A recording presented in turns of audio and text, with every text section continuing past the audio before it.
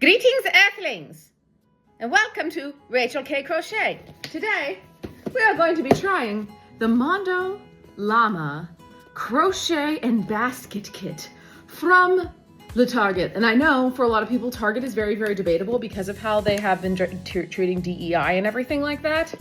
I have cut back my spending on Target. I have not eliminated it completely, but they're getting far less money from me.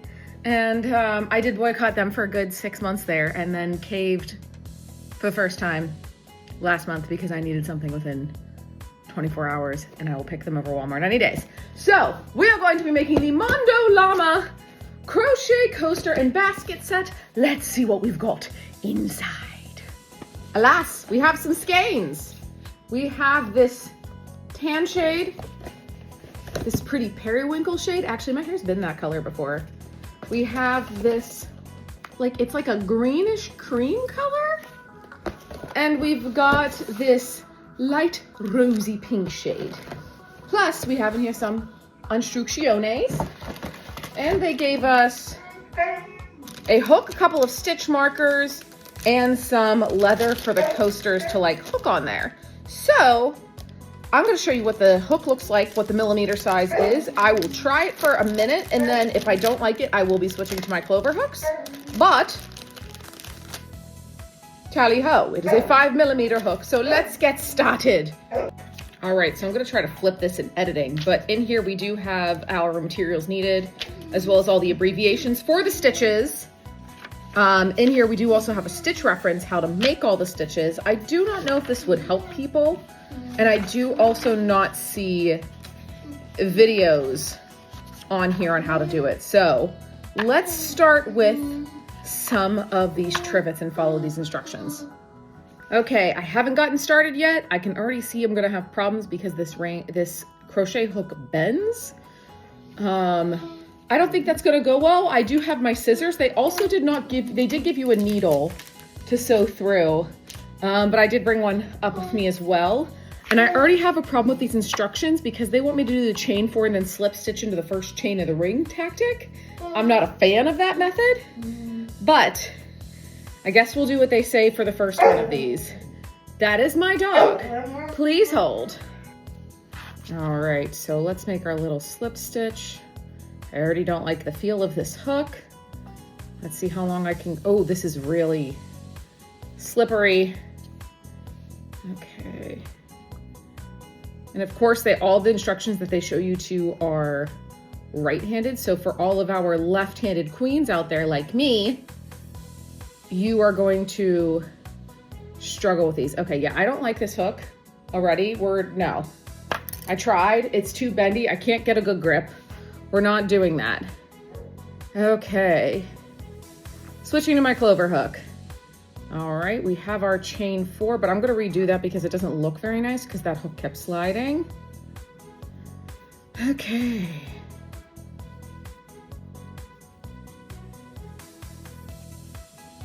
And they want me to slip stitch into the first chain. All right, there we go. They wanted me to create that ring that way. Okay, and then they want me to do, it looks like double crochet clusters.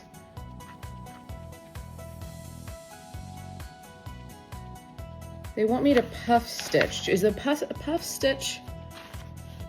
I want to see if a puff stitch, let's see, what do they call a puff stitch? Yarn over, insert hook into stitch, yarn over and pull through. Okay, so double crochet. Is this just a double crochet cluster? Is that what this is?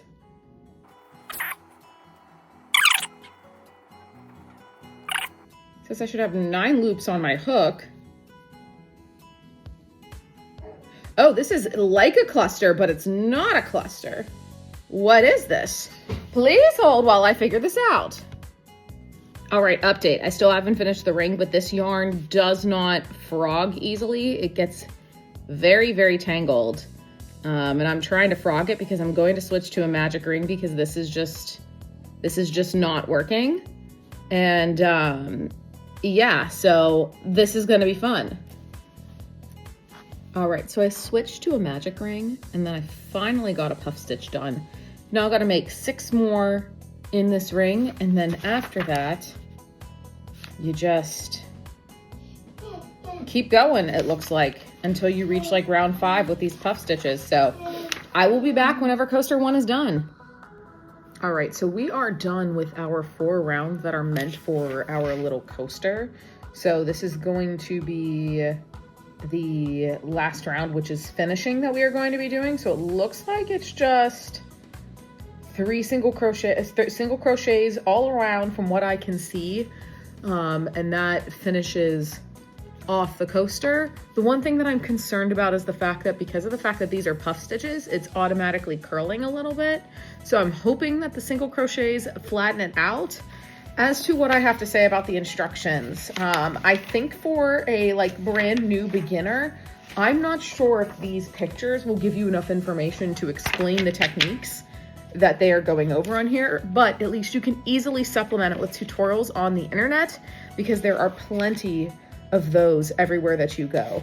The puff stitch was interesting, and the yarn so with it actually made it much harder to make the puff stitches, because the yarn was so slippery that it kept falling off the hook and I would have to restart the stitch over again. So let's finish this coaster off and then I will give you my full final thoughts. All right, so my little coaster that I have here is now done. It was nice to learn a new stitch because I have not done any projects that use a puff stitch before. I will say the one thing that they do not explain in here that another beginner crocheter would not know how to do is they don't explain how to block things and get them to lay flat, because this, whenever I finish with it, as you can see, it curves like this. So any beginner wouldn't know that if you get it wet or if you steam it and then you let it dry out, that it will flatten itself out. So I think that's one little problem with this book. But I do think that this is the end of this particular video, and I think we'll probably have a couple other videos where I make some of the trivets as well as the little trinket bowl. So let me know down in the comments what you would like me to make next. Goodbye, Earthlings. Hoo-hoo. Okay, one little tip that I want to make for these people who won't realize that this will curve if you keep going in the same direction. Turn your rounds over. It lays a heck of a lot flatter, and you don't have to block it. So number 2 was a success. What do you think of these? Should I make the trivet dish or the trinket bowl next? Let me know.